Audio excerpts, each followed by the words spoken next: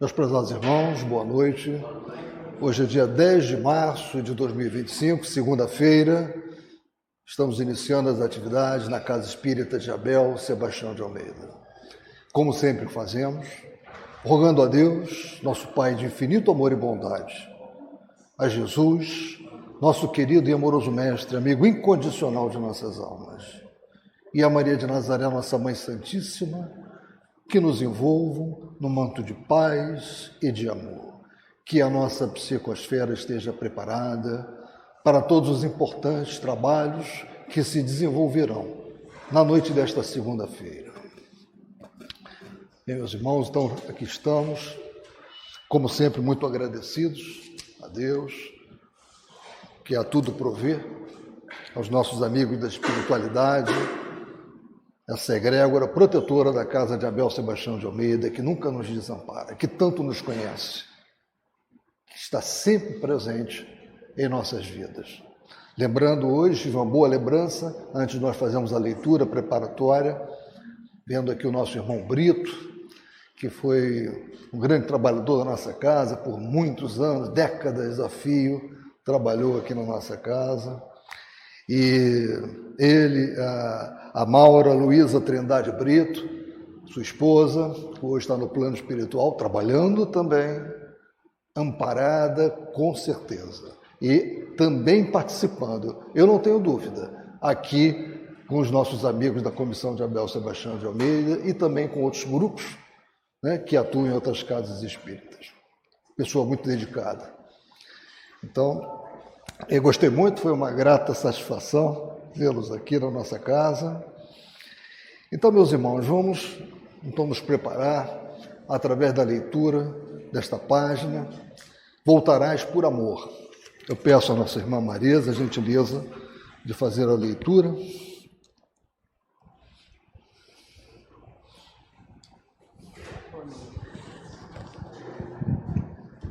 Boa noite.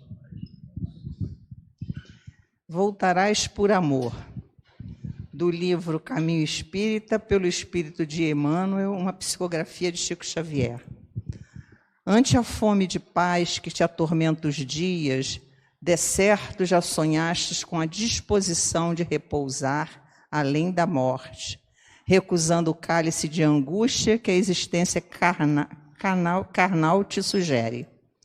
Cultivas a virtude e aspiras, sem dúvida, ao prêmio natural que o trabalho irrepreensível te granjeou.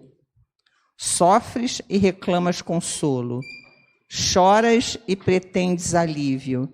Entretanto, para lá das fronteiras terrestres, o amor se fulgirá sublime no coração, como estrela surpreendente, mas ouvirás os soluços daqueles que deixaste sob a névoa do adeus. Escutarás as preces de tua mãe e os rogos de teus filhos, quais poemas de lágrimas a desfalecem de dor sobre a tua cabeça invadida de novas aspirações e tocada de novos sonhos. Compreenderá a renúncia com mais segurança, e exercerás o perdão sem dificuldade. A consciência tranquila ser-te-á uma bênção. Contudo, o anseio de ajudar fremirá no teu peito, inspirando-te a volta.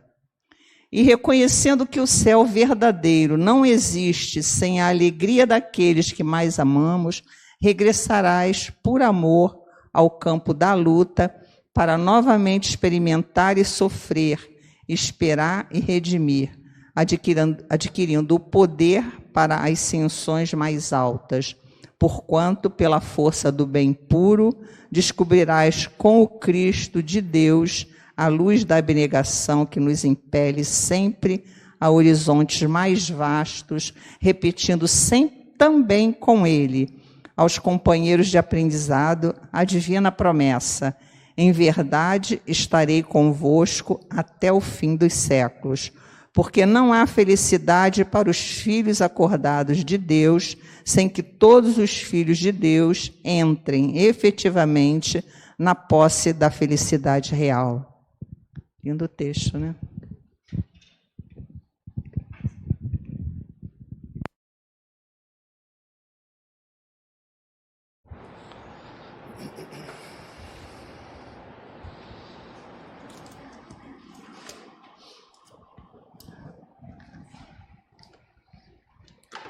Bem, meus irmãos, hoje, como sabemos, segunda-feira, é um dia dedicado ao estudo do Evangelho segundo o Espiritismo. Este livro consolador, esta bússola que nos orienta pelo campo da ética, pelo campo da moral, é a bússola que nos dá o código universal de comportamento, de relacionamento, que nós iremos usar em encarnações sucessivas, aqui neste planeta e em quaisquer outros para onde nós formos, na nossa evolução, no transcurso do nosso progresso. Então, nós estamos agora no capítulo 4, ninguém poderá ver o reino de Deus se não nascer de novo, itens 18 a 23, que trata a reencarnação fortalece os laços de família, ao passo que a unicidade da existência os rompe.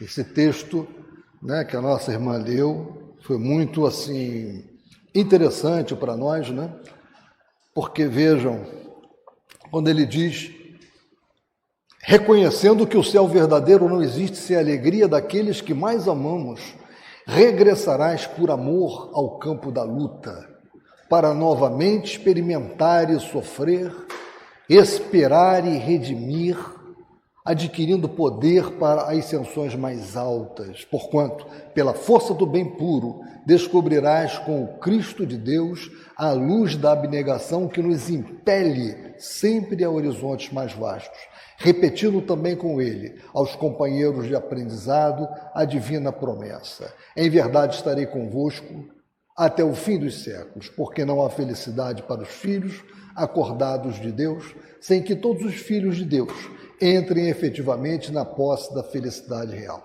É a solidariedade que une todos os seres. Todos nós estamos solidariamente relacionados. E as nossas relações não se quebram, não se partem com o desencarne, com a morte do corpo. Por quê? Porque a doutrina espírita nos esclarece, os espíritos vieram e deram uma mensagem fantástica para nós. A reencarnação. A reencarnação é a chave que nos permite perceber a justiça divina. Porque através desse processo palingenético, do retorno, quantas vezes necessário for, a corpos materiais, numa evolução incessante, nós não perdemos o contato com aqueles a quem amamos. Muito pelo contrário, nós nos relacionamos com eles aqui, no plano dos encarnados, e nos relacionamos com eles na erraticidade, no plano espiritual. Então, este capítulo, ele é singularmente interessante para nós. Diz respeito às nossas relações familiares, nos mostra a necessidade de recomposição de relacionamentos destroçados, ruins, e nos explica que isso é absolutamente necessário. Façamo-lo agora e não deixemos para depois. Então, essa primeira parte do item 18, coloquei aqui para vocês algumas fontes complementares de leitura, de pesquisa, além do Evangelho segundo o Espiritismo, que é a Luz Viva, a obra Luz Viva, na mensagem Laços Eternos. É uma obra ditada por Joana de Ângeles e Marco Prisco, de Valdo Pereira Franco. Também temos o Livro da Esperança, a mensagem Instituto de Tratamento, que é o capítulo 8. É um livro ditado por Emmanuel e psicografado por Chico. E o Espírito da Verdade, que é esse que está aqui, mensagem Vigília Maternal, que é o capítulo 46. Espíritos Diversos, uma psicografia de Francisco Cândido Xavier. Vigília Maternal é uma mensagem muito interessante, que eu pretendo ler mais ao final, que foi passada por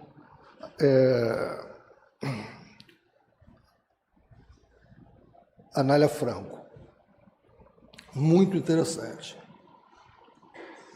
E o objetivo que nós temos nesse item 18 é esclarecer que os espíritos se unem na Terra e na erraticidade por laços de mútua afeição. que se tornam mais estreitos e menos ligados à matéria a cada nova encarnação. Esse é o nosso objetivo, né? Com o item 18. Mas antes de nós lermos o item 18, eu acho que é importante buscarmos no Livro dos Espíritos duas questões que tratam desse assunto. 204. Uma vez que temos tido muitas existências, a nossa parentela vai além da que a existência atual nos criou? Respondem os Espíritos. Não pode ser de outra maneira. A sucessão das existências corporais estabelece entre os espíritos ligações que remontam às vossas existências anteriores. Daí, muitas vezes, a simpatia que vem a existir entre vós e certos espíritos que vos parecem estranhos. Nós vamos ver mais à frente, né, em próximas questões, que não só as simpatias, mas também as antipatias. 205. Há algumas pessoas, a doutrina da reencarnação se afigura destruidora dos laços de família, com o fazê-los anteriores à existência atual. Ela os distende, não os destrói, fundando-se o parentesco em afeições anteriores, menos precários são os laços existentes entre os membros de uma mesma família. Essa doutrina amplia os deveres da fraternidade, porquanto, no nosso vizinho ou no vosso servo, pode achar-se um espírito a quem tenhais estado presos pelos laços da consanguinidade. E tem uma linha A. Ela, no entanto, diminui a importância que alguns dão à genealogia, visto que qualquer pode ter tido por pai um espírito que haja pertencido a outra raça ou que haja vivido em condição muito diversa. Respondem os espíritos a essa subquestão. É exato, mas essa importância assenta no orgulho. Os títulos, a categoria social, a riqueza, eis o que esses tais veneram nos seus antepassados. Um que coraria de contar como ascendente honrado sapateiro, orgulhar-se-ia de descender de um gentil homem devasso. Digam, porém, o que disserem ou façam o que fizerem. Não obstarão a que as coisas sejam como são, que não foi consultando-lhes a vaidade que Deus formulou as leis da natureza. E agora nós vamos entrar efetivamente no Evangelho segundo o Espiritismo. Estamos no capítulo 4, item 18. Os laços de família não sofrem destruição alguma com a reencarnação, como pensam certas pessoas. Ao contrário, tornam-se mais fortalecidos e apertados. O princípio oposto, ou seja, não aceitar a reencarnação, isso sim, isso os destrói. Ou seja, como é confortável para nós saber que muitas das vezes uma relação difícil que hoje temos e que não estamos conseguindo resolver no ambiente familiar, haverá condições de nós voltarmos a ter esses relacionamentos no futuro para resolvermos questões tão delicadas que cada um sabe muito bem quais podem ser num ambiente familiar. São inúmeras as relações difíceis que nós temos no ambiente familiar. Nós não temos só relações difíceis no trabalho, né, em outros ambientes. É na família que estão as nossas maiores divergências, muitas vezes. As nossas maiores dificuldades. E não são à toa. Por que não são à toa? Porque nós somos espíritos milenares. Estamos evoluindo através de diversos corpos, nos relacionando e tendo a necessidade de voltarmos a nos relacionar para podermos recompor relações rompidas, relações difíceis, amarguras terríveis que muitas vezes acontecem. E nós só podemos ter essa satisfação de ter essa percepção do futuro quando nós temos esta percepção da reencarnação como uma realidade. No espaço, os espíritos formam grupos ou famílias, entrelaçados pela afeição, pela simpatia e pela semelhança das inclinações. Ditosos por se encontrarem juntos, esses espíritos se buscam uns aos outros. A encarnação apenas momentaneamente os separa, porquanto ao regressarem à erraticidade, ou seja, ao plano espiritual, novamente se reúnem com amigos que voltam, como amigos que voltam de uma viagem. Muitas vezes, até, uns seguem a outros na encarnação, vindo aqui reunir-se numa mesma família ou no mesmo círculo, a fim de trabalharem juntos pelo seu mútuo adiantamento. Se uns encarnam e outros não, nem por isso deixam de estar unidos pelo pensamento. Ou seja, mesmo que não encarne naquele momento, no plano espiritual, está conectado. Os que se conservam livres, ou seja, no plano espiritual, velam pelos que se acham em cativeiro. Nós que estamos aqui mergulhados nesse escafandro da matéria. Os mais adiantados se esforçam por fazer que os retardatários progridam. Após cada existência, todos têm avançado um passo na senda do aperfeiçoamento. É assim que se dá a solidariedade das relações entre os espíritos. Um ajudando o outro.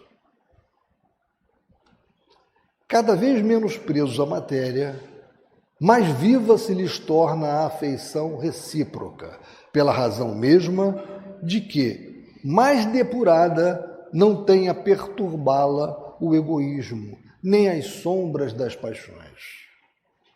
Podem, portanto, percorrer assim, ilimitado número de existências corpóreas, sem que nenhum golpe receba a mútua estima que os liga. Está bem visto que aqui se trata de afeição real, de alma a alma, única que sobrevive à destruição do corpo, porquanto os seres que neste mundo se unem apenas pelos sentidos, nenhum motivo têm para se procurarem no mundo dos espíritos. Duráveis somente o são as afeições espirituais. As de natureza carnal se extinguem com a causa que lhes deu origem. Ora, semelhante causa não subsiste no mundo dos espíritos, enquanto a alma existe sempre no que concerne às pessoas que se unem exclusivamente por motivo de interesse. Essas nada realmente são umas para as outras. A morte as separa na terra e no céu. Portanto, meus irmãos, como nós vemos, é na família que nós encontramos as oportunidades fantásticas de reconciliação, de ajudar o progresso. Nós, muitas vezes, temos paciência fora da família e praticamente nenhuma paciência com o nosso próximo mais próximo, quando é exatamente ali que nós temos que exercitar a paciência. Paulo, quando fez a sua primeira epístola a Timóteo, no capítulo 5, versículo 4, vejam o que ele falou para Timóteo. Aprendam primeiro a exercer piedade para com a sua própria família e a recompensar seus pais, porque isto é bom e agradável diante de Deus. Paulo, a primeira epístola ao Timóteo, capítulo 5, versículo 4. Vá lá. E é o que nós estamos falando. Nós temos que ter muita atenção com as nossas relações familiares, porque aí está um grande desafio para nós. Aí estão escolhas feitas na erraticidade. Escolhemos, muitas vezes, vivenciar experiências com espíritos difíceis, e não é à toa. E nós precisamos nos dedicar a essas relações, por mais difíceis que elas sejam. E elas são, e não são à toa. Então, continuando o nosso estudo do Evangelho, temos os itens 19 a 23, e aqui para o 19 a 23, nós temos uma obra que eu cito aqui para vocês, muito interessante, Estudos Espíritas, que é uma obra de Joana de Ângeles, ditada por Joana de Ângeles, a Divaldo Pereira Franco. E tem um capítulo Renascer, muito interessante para ser lido. Eu tenho falado isso porque talvez não tenha tempo de ler muitas dessas referências. Então, por isso que eu estou dando para vocês, que são referências muito interessantes nesse campo. E o objetivo desses itens 19 a 23 é analisar, à luz da doutrina espírita, a presença e a ausência de afinidades entre pessoas que integram uma mesma família e estabelecer relação entre a progressão gradativa dos espíritos e o incessante estreitamento dos laços de afeição entre eles. No item 18, nós vimos sobre a aproximação dos espíritos afins no ambiente familiar. Até aí é ótimo. Isso existe e é fundamental. E agora nós vamos entrar nos itens 19 a 23 do capítulo 4 do Evangelho segundo o Espiritismo, naquelas relações difíceis que nós acabamos de falar.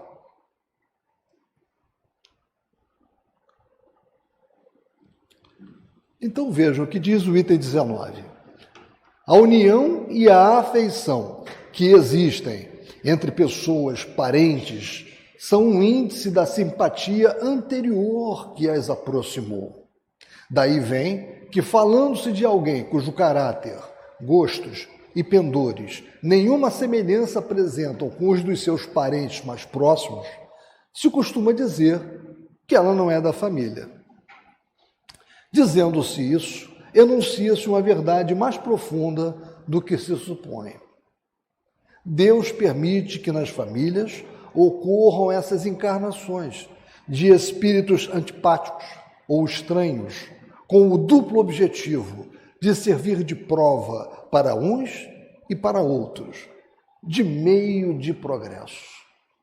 Ou seja, somos forçados a conviver com aqueles que temos dificuldades, que magoamos no passado ou que fomos muito magoados. E que se não estiver no nosso ambiente familiar, nós talvez não façamos o contato necessário com eles. Então eles se encarnam na mesma família. E aí sim, somos obrigados a conviver e através do convívio, através do amor, é que nós vamos recuperar as relações partidas do passado. Assim, os maus se melhoram pouco a pouco, ao contato dos bons e por efeito dos cuidados que se lhes dispensam. O caráter deles se abranda, seus costumes se apuram, as antipatias, está escrito errado aqui, se esvaem. É desse modo que se opera a fusão das diferentes categorias de espíritos, como se dá na Terra, com as raças e os povos. E no Livro dos Espíritos, nós temos naquela sequência de questões, a questão 208, as questões 208 e 209, que tratam dessa particularidade das relações difíceis no ambiente familiar. Então veja a pergunta de Kardec. Nenhuma influência exercem os espíritos dos pais sobre o filho depois do nascimento? Ele vai chegar na próxima às relações difíceis. Ele antes está querendo saber o seguinte, existe influência? Né? E essa resposta dos espíritos é um farol para todos nós. Ao contrário, bem grande influência exercem. Conforme já dissemos, os espíritos têm que contribuir para o progresso uns dos outros. Pois bem, os espíritos dos pais têm por missão, desenvolver os de seus filhos pela educação. Constitui-lhes isso uma tarefa, tornar-se-ão culpados se vierem a falir no seu desempenho. Então, é uma missão. Os filhos não chegam para nós por diletantismo. Eles chegam para nós porque temos uma missão com eles, para com eles. E a 209. Por que é que de pais bons e virtuosos nascem filhos de natureza perversa? A questão feita por Kardec aos Espíritos, no Livro dos Espíritos. Por outra, por que é que as boas qualidades dos pais nem sempre atraem por simpatia um bom espírito para lhes animar o filho? Não é raro que o mau espírito peça lhe sejam dados bons pais, na esperança de que seus conselhos o encaminhem por melhor senda e muitas vezes Deus lhe concede o que deseja. Então essas relações familiares, elas são muito complexas. Muitas vezes aquele parente difícil, ele veio porque tem relações difíceis construídas conosco, né, bionivocamente em relações passadas. Muitas vezes pode ser um espírito, como está dito aqui, um mau espírito, que peça essa oportunidade de poder nascer, de poder reencarnar, né, numa família estruturada, onde ele possa ser auxiliado com questões de moral, né, para que ele possa recuperar um tempo que ele perdeu. E muitas das vezes nós pedimos essa prova também no plano espiritual. Então são relações complexas que se formam. Seja qual for o motivo ou a geratriz, a responsabilidade é muito grande daqueles que convivem no ambiente familiar, principalmente dos pais para com os filhos.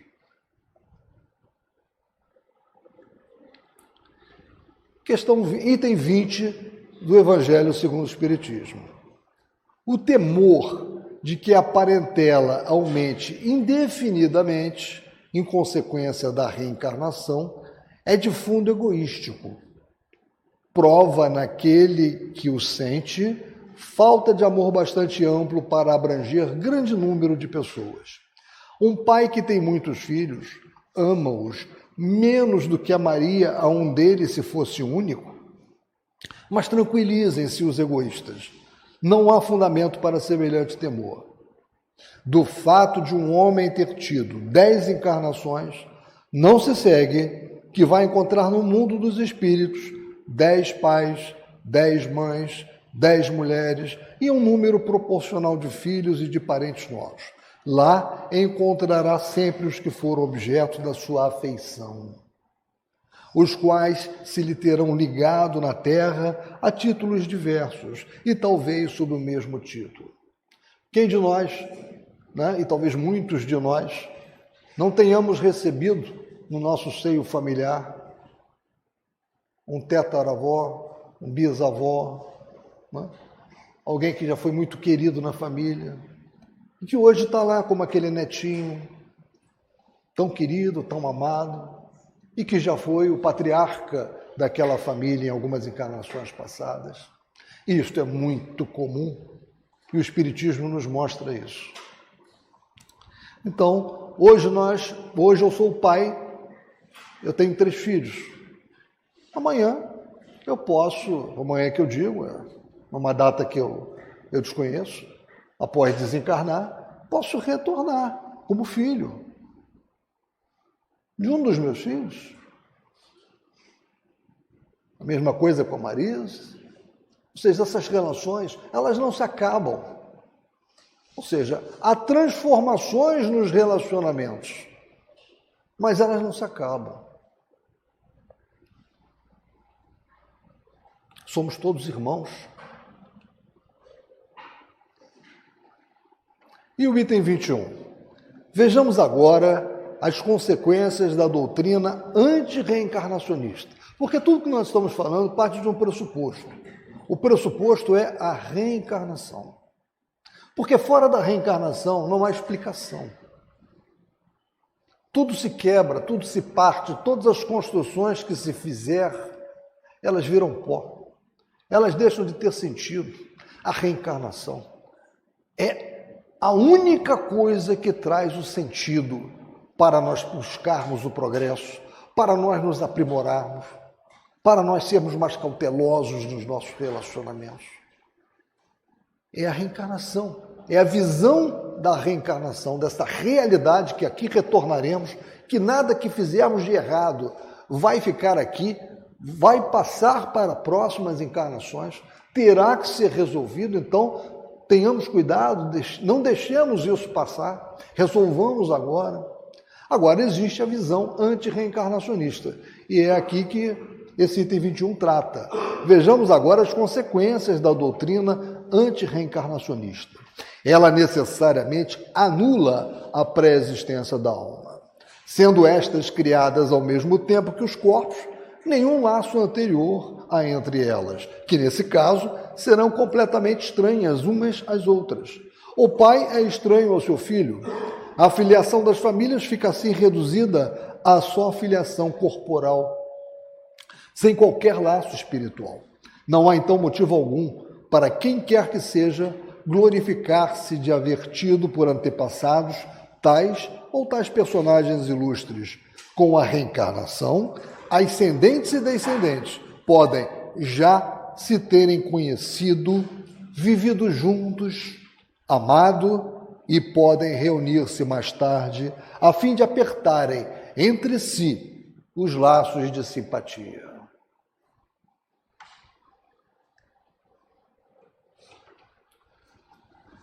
Sobre essa questão dos laços de simpatia, essa obra do Estudos Espíritas que eu falei, que é uma obra que eu fiz a referência dela para esses itens 19 a 23, é uma obra que eu aconselho a todos, uma obra muito boa, obra também de cabeceira.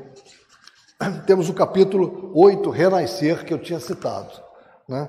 É um capítulo que é relativamente grande, eu não vou lê-lo, evidentemente, né?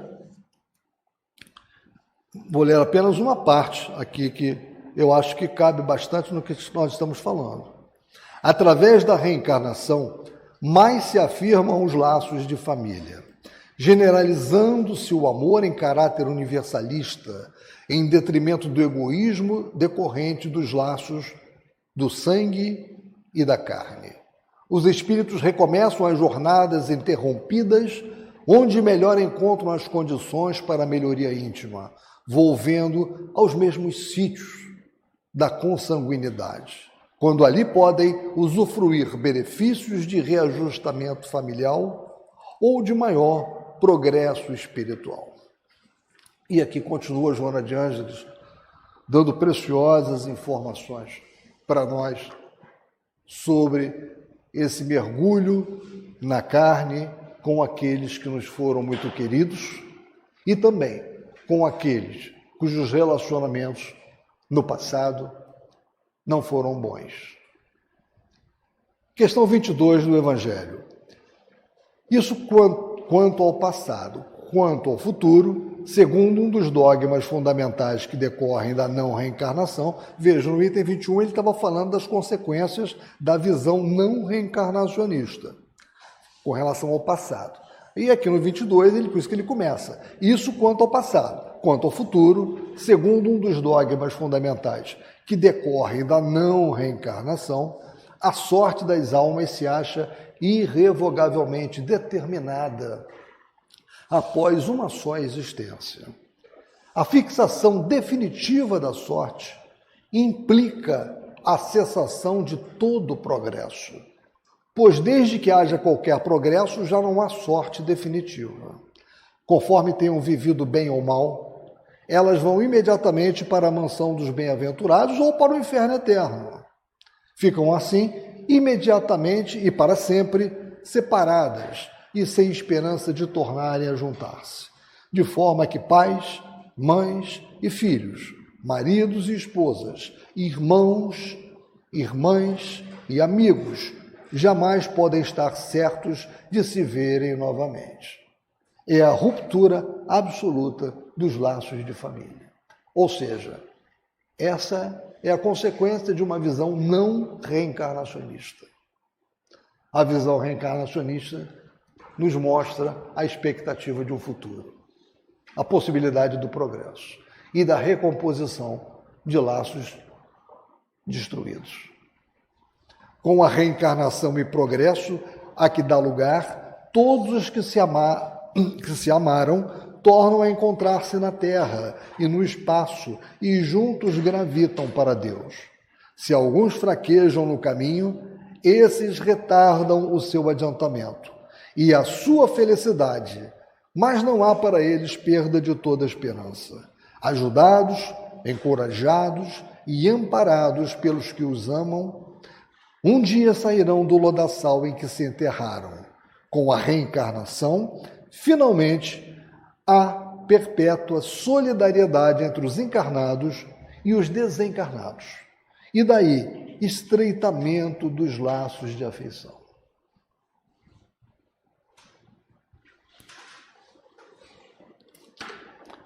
Então, meus irmãos, vejam como é importante nós termos introjetado em nossa mente a concepção da reencarnação.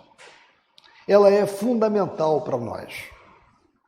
Ela é um aspecto basilar da doutrina espírita. Não é possível nós nos dizermos espíritas e, ao mesmo tempo, falarmos que não acreditamos na reencarnação. É incompatível. 23, que é o nosso último item, né? Em resumo, 4 alternativas se apresentam ao homem para o seu futuro de além-túmulo. A primeira é o nada, de acordo com a doutrina materialista. Acabou o corpo material, acabou tudo. A segunda, a absorção no todo universal, de acordo com a doutrina panteísta. Ou seja, nós seremos absorvidos, perderemos a nossa individualidade, vamos para algo que se denomina todo universal. Terceira, a individualidade com fixação definitiva da sorte, segundo a doutrina da Igreja. Ou seja, vamos para o céu, vamos para o inferno ou vamos ficar no purgatório. E a quarta, a individualidade com progressão indefinida, conforme a doutrina espírita. Segundo as duas primeiras, os laços de família se rompem por ocasião da morte e nenhuma esperança resta às almas de se encontrarem futuramente. Com a terceira, há para elas a possibilidade de se tornarem a ver, desde que sigam para a mesma região, que tanto pode ser o inferno como o paraíso, que é a doutrina da Igreja.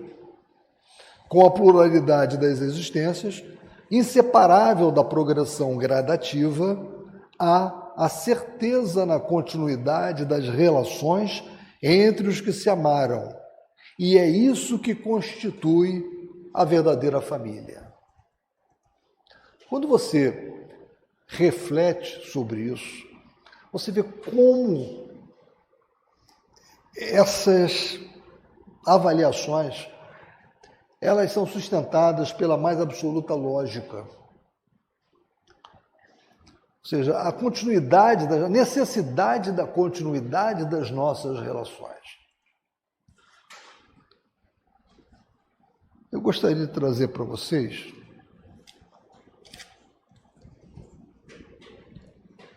uma mensagem que eu já tinha citado também,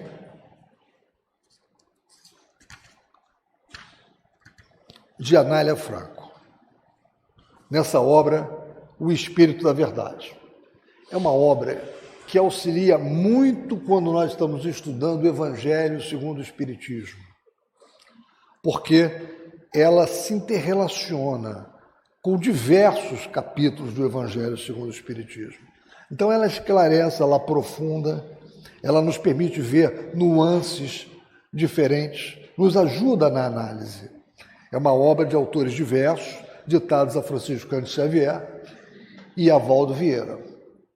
E esse é o capítulo 46. Sorves em lágrimas silenciosas o cálice da amargura ante o filho desobediente, e notas no coração que o amor e a dor palpitam juntos em paroxismos e profundezas.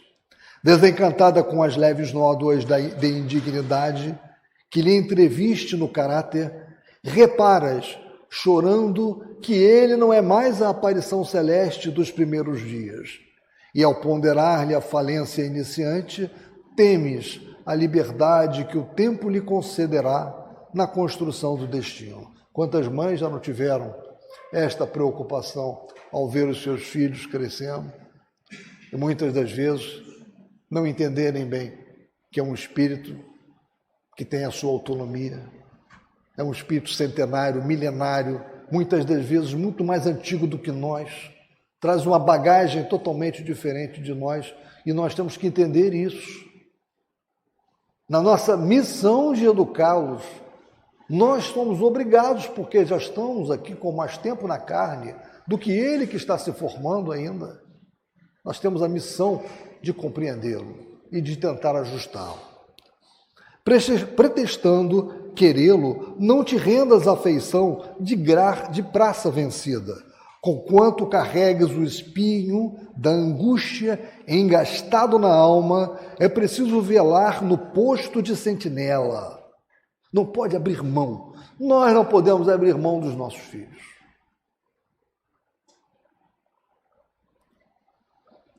Não deformes o sentimento que te pulsa no peito. Fortalece a própria vontade, governando-lhe os impulsos. Ceder sempre, no fundo, é menosprezar. Sê previdente, aparando-lhe os caprichos. Acende a luz da prece e medita nas dores excruciantes que alcançaram também a doce mãe de Jesus, e ergue a voz no corretivo às irreflexões e aos anseios imoderados que o visitam, se queres fazer dele um homem. Dosa o sal da energia e o mel da brandura nos condimentos da educação. Nem liberdade desordenada, nem apego excessivo. Se teu filho é tua cruz, lembra-te de que na terra não há nascimento de santos. Almas em luta consigo mesmas, é compreensível, vivamos todos nós, não raro, em luta uns com os outros, nos passos zigue-zagueantes da experiência. Sê operosa e humilde, sem ser escrava. Não cultives desgostos. Sê fiel à esperança. Não fites ingratidões, nem coleciones queixumes.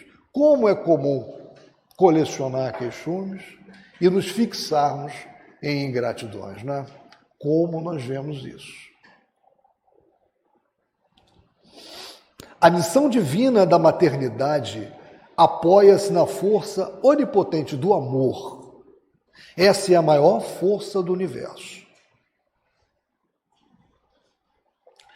Envolve teu filho na palavra de bênção que vence o orgulho e na luz do exemplo que dissipa as sombras da rebeldia. Faze que se lhe desenvolvam os sentimentos bons do coração, que o musgo dos séculos recobriu e ocultou. Não te faças borboleta do sonho, quando a vida te pede vigílias de guardiã.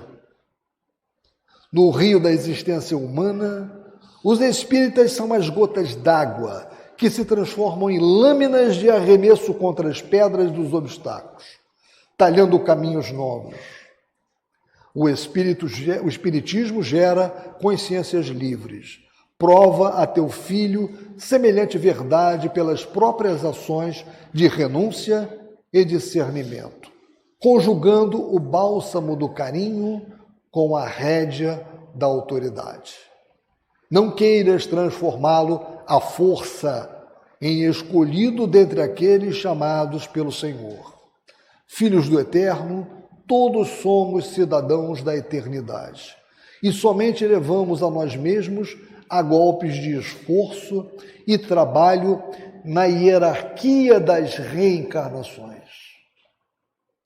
Assim, pois, embora muita vez torturada na abnegação incompreendida, mostra a teu filho que a lei divina é insubornável e que todo espírito é responsável por si próprio. Anália Franco. Vejam quanto conteúdo tem esta mensagem de Anália Franco. Uma mensagem para que nós utilizemos num culto do Evangelho no lar, com o nosso filho, com a nossa filha, né? Com aquela pessoa difícil. Nós precisamos estar o tempo todo atentos aos nossos relacionamentos. E como disse Paulo a Timóteo, na primeira epístola ao Timóteo, capítulo 5, versículo 4, comece a paciência, comece o exercício da paciência no seu seio familiar. Porque aí é que é difícil. É fácil ser paciente no clube, é fácil ser paciente na casa espírita, não é? É fácil ser paciente lá na padaria de manhã, quando encontramos alguns amigos e conhecidos. O difícil é sermos pacientes no nosso seio familiar. E é aí que nós precisamos começar. Lembrem-se desta epístola de Paulo a Timóteo.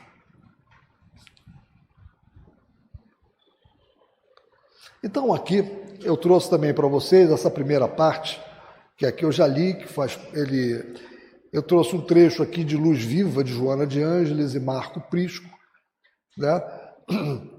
Luz Viva é uma obra, né, que foi psicografada por Divaldo, e essa primeira parte eu já falei, né, que é a questão 204 do Livro dos Espíritos, né? Então essa parte aqui eu não vou perder tempo, né, porque eu acho que nós já tratamos.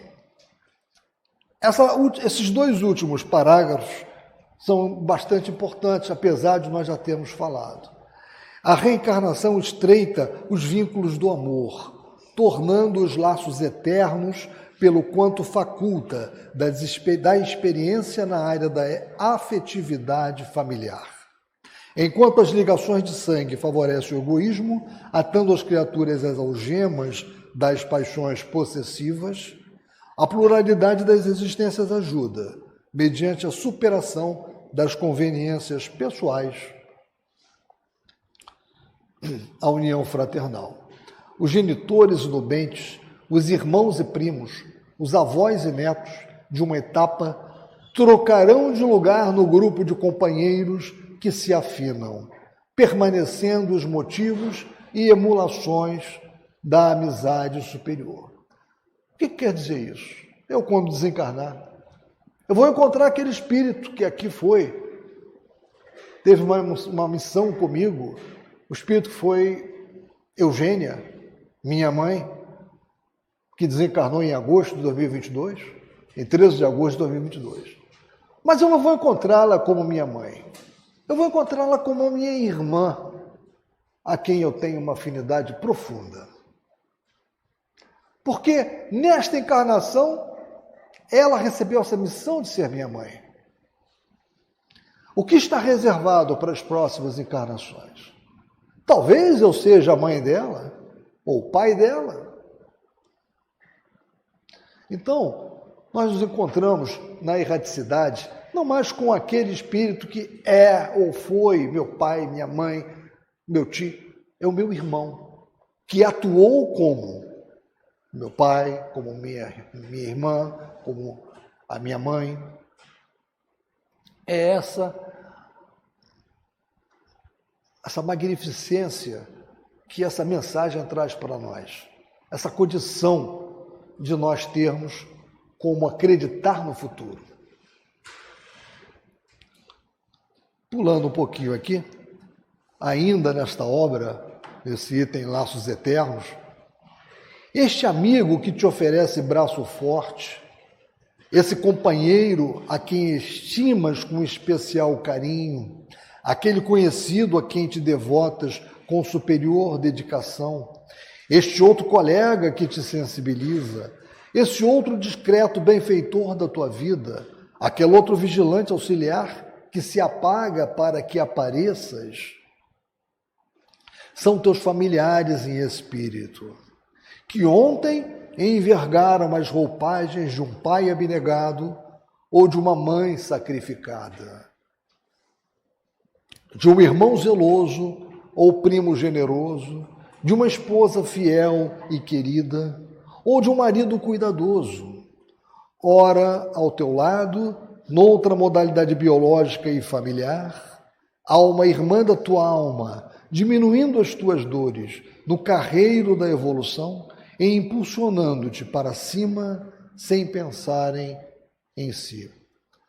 É uma doutrina extremamente consoladora, extremamente esclarecedora. Porque hoje, como aquele vizinho que tanto gostamos, ou aquele amigo do trabalho com o qual tanto nos afinamos, quem sabe pode ter sido um parente mais próximo de nós em encarnações anteriores. É, como ele diz aqui, familiar em espírito. Os adversários gratuitos que te sitiam ainda, falando dessa obra, os adversários gratuitos que te sitiam e perturbam, os que te buscam sedentos e esfaimados, vencidos por paixões mesquinhas, são também familiares outros, a quem ludibriaste e traíste, que agora retornam necessitados do teu carinho, da tua reabilitação moral, a fim de que se refaça o grupo espiritual que ascenderá contigo no rumo da felicidade. Não há relação difícil que não tenha uma explicação no passado. Nós não sabemos, porque quando nós mergulhamos aqui no processo reencarnatório, felizmente nós esquecemos. Nós esquecemos todo o mal que fizemos e esquecemos também todo o mal que recebemos. Porque se assim não fosse, como é que nós iríamos poder reparar as relações difíceis que foram rompidas exatamente por esses motivos? Essa é a grande explicação do esquecimento. E agora essa parte, Jesus ele nos orientou com relação a essa questão de quem é meu pai, quem é minha irmã, quem é minha mãe. Vejam aqui, Jesus mais de uma vez confirmou a necessidade dessa fusão dos sentimentos acima dos vínculos humanos, exaltando a superior necessidade da união familiar pelos laços eternos do Espírito. A primeira fê-lo ao exclamar, respondendo à solicitação dos que lhe apontavam, a mãezinha amada que o buscava, referindo-se, quem é minha mãe? Quem são meus irmãos?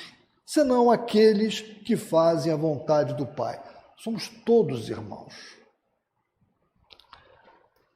Posteriormente, na cruz, quando bradou num sublime testemunho, em resposta direta à mãe angustiada que o inquirira, meu filho, o que te fizeram os homens? Elucidando-a e doando-a à humanidade, disse ele, mulher, eis aí teu filho, referindo-se a João, que chorava ao seu lado. Filho, eis aí tua mãe, entregando-o ao seu cuidado, através de cuja ação inaugurou a era da fraternidade universal, acima de todos os vínculos terrenos. Joana de Ângeles. Bem, meus irmãos, então, muito há ainda o que se pode falar sobre isso. Nós ainda temos 6 minutos. Eu tenho aqui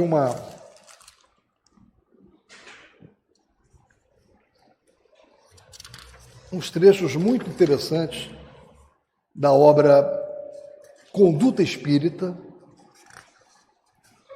que foi psicografada por Valdo Vieira, foi ditada por André Luiz, e o item, capítulo 5, de Conduta Espírita, é intitulado No Lar. Começar na intimidade do templo doméstico a exemplificação dos princípios que esposa. Olha só, é na família que a gente tem que fazer acontecer.